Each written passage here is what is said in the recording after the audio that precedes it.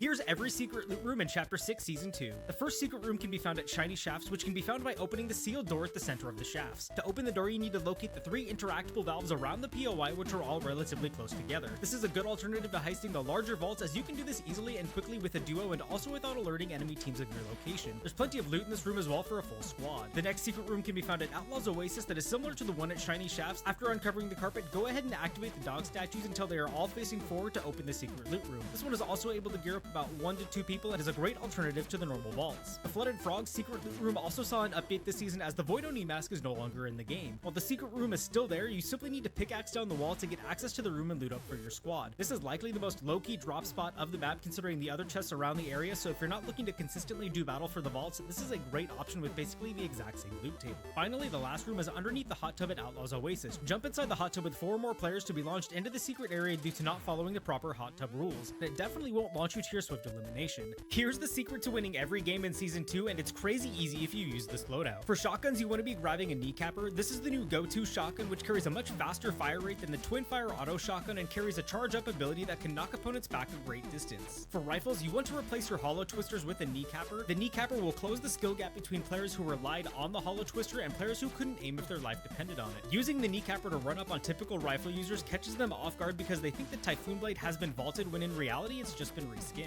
Next, for SMGs, you want to loot the duffel bags around the vaults for a Kneecapper. This SMG has a much higher damage output than the suppressed auto SMG and pistol. The Kneecapper will dispatch opponents in 3 to 5 hits and are guaranteed to lock on and hit as long as you are within lunging attack range. Next, for movement items, you want to grab the Kneecapper as this is the new go-to movement item to replace the Typhoon Blade from Season 1. The Kneecapper carries the same stamina and move speed bonus as the Typhoon Blade from Season 1, and pairing the Kneecapper with the Golden Splash will send you flying much faster and further than we could previously go, so enjoy this new movement item. For Mythics, you will want to grab a Kneecapper as this is the new ultimate crutch item for Chapter 6 Season 2 and is basically just a reskinned Typhoon Blade with arguably better perks. There's a glitch that lets you go immune to damage and reach Unreal at a completely unreasonable rate in Season 2. This glitch involves using the repaired Shining Span Bridge POI grind rails and the Sub-Zero Combat Kit, which currently has bug movement to create an interaction that literally breaks the game. I have to admit this was extremely easy to pull off given that the movement bug with Sub-Zero's Combat Kit is well known at this point, and I'm putting a significant amount of heat in Fortnite's corner for not having already patched this out. To get started, hunt down a Sub-Zero's Combat Kit, which I find most easily around the vaults and duffel bags or inside the vault themselves after heisting. Jump in a nearby car to head over to Shining Span, and once you're at the bridge, you will see several rails that you're able to grind on. Go ahead and walk out to the furthest rail that will allow you to grind above the bridge. Quickly activate the movement glitch with Sub-Zero's Combat Kit and time it correctly to glitch onto the pole. You will know you've done this right when you get the cool glimmering ice spear animation that is now stuck on your character. After completing the grind, you will notice you are now stuck in the glitch animation and can no longer do anything else. To test this, I ran over to the nearby gas station and launched myself into the side to blow up the tanks, and I was just fine after the fact. I would be careful about flaunting this one in front of too many players in matches, and I would suggest instead hunkering down.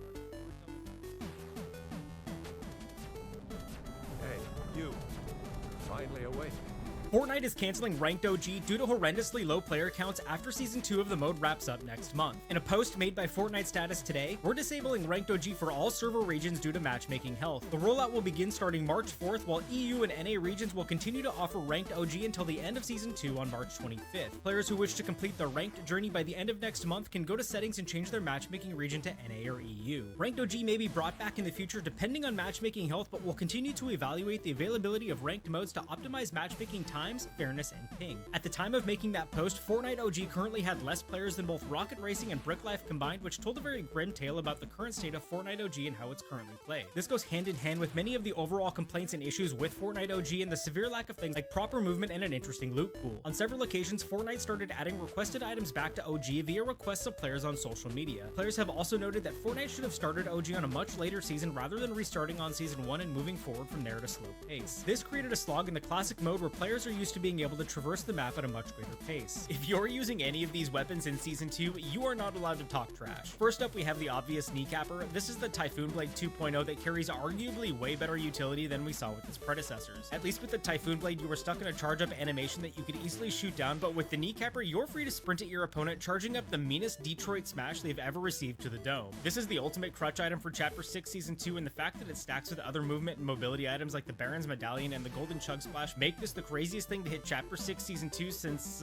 Chapter 6 Season 1. Next, we have the Plasma Cutter, and while many players have been sleeping on this thing at launch or had been distracted by the Kneecapper, the Plasma Cutter is a nasty addition to the loot pool and deals immense damage to both players and structures. This thing does 30 damage per second, making the Plasma Cutter an already better option than our current rifle set and is more likely to hit the opposing player due to not having any lag time between bullets. The Plasma Cutter has absolutely zero recoil when attacking players and comes with a longer range than most would imagine. Using the Plasma Cutter on cars will have them bouncing around and will likely force anyone relying on cars to their quick demise. And even as an added bonus, the Plasma Cutter will speed up Voltai's progress by 2. Cheaters are getting unbanned in Fortnite starting in April, which is giving them a second and final chance at their account due to a policy change around cheating that required Fortnite to unban all previously banned accounts. Everyone who was currently caught cheating and got a lifetime ban on their account will now be back in the game for everyone to potentially deal with again. To be clear, this is every single account that was ever caught cheating in some way, and I honestly don't believe even a single one of these accounts will have changed their ways. This is part of a new policy that will lift all bans after 1 year, even if you are caught cheating under the new policy. This change does not apply to players who personally sell the cheats, who will receive a ban for life, while the user of the cheat will be back in the game after 1 year. Personally, I'm not sure why Fortnite is giving leniency to the players who use the cheats and differentiating between the seller and cheater themselves, but this is likely the result of the lawsuit that Epic Games brought to the prominent cheat sellers today. This change goes along with Fortnite now installing a kernel level file on your PC to start checking for cheats like Valorant does. This will require everyone to do a hard restart of their systems after the change goes live if they wish to continue playing the game. While Fortnite plans to make good on taking down cheaters and their creators, I can't help but think the 1 year timer should stay at a lifetime ban. The Kneecapper was nerfed this morning, but likely not in the way that many players are thinking. Now, while I know the Kneecapper has been a hot point of contention around the Fortnite community lately, it only received a 0.6% damage reduction and a 9% less knockback. These changes don't actually help players out really at all, but is a fix for a glitch that affected cars while using the Kneecapper. This glitch would send cars flying across the map with a fully charged Kneecapper strike and now no longer works, so you can't pitch opposing teams into the storm during the final circles. This has brought up a broader debate in the Fortnite community about the addition of melee weapons over the last several seasons and the introduction of items that shake up and define the season so much that it reduces the value of the current weapon pool of rifles and SMGs, for example. Chapter 6 Season 2 is kinda starting to feel a bit like Chapter 5 Light, with snipers that don't really one-tap, auto shotguns that deal significantly less damage, and gimmick weapons like the Kneecapper and Riot Shield that tend to outperform other options. The Fortnite Pro-Am was also announced to be returning today, and tickets go on sale today, February 28th, if you would like to attend the event. And while I'm still waiting for my invite and definitely not crying on the inside, I think this will be a pretty cool event to attend and be more entertaining than the normal FNCS tournaments that we've been broadcast recently.